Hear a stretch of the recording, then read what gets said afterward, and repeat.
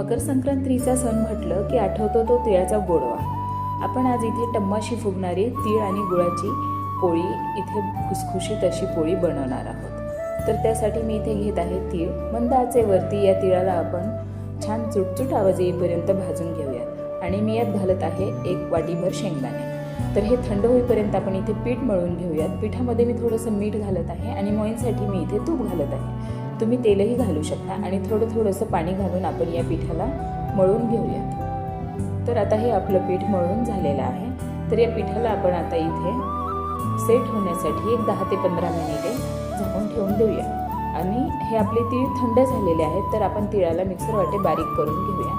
आणि हे बारीक झालेले तीळ आणि हे गूळ परत एकदा फिरवून घेऊया, कारण गुळामध्ये थोडाही खडा असायला नको, त्यामुळे पोळी फुटणार नाही।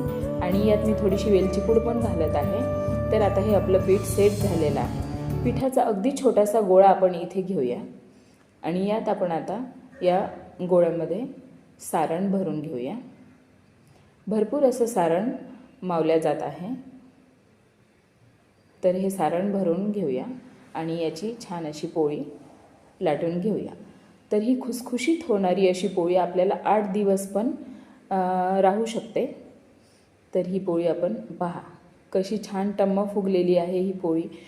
ही पोळी दिसायला जेवढी सुंदर आहे तितकीच खायला पण खुसखुशीत मस्त होणार आहे। तर मी तुम्हाला इथे ही पोळी मोडून दाखवत आहे। अगदी हलक्या हाताने मोडली तरी छान हिचा पदर पाहू शकता। आतमध्ये या पोळीच्या सारण अगदी कडेकाठेपर्यंत गेलेलं आहे। तर ही आपली बिस्किटासारखी खुसखुशीत पोळी खूप छान झालेली आहे। आणि ही तुम्हाला आवडली असेल तर नक्की लाईक आणि सबस्क्राईब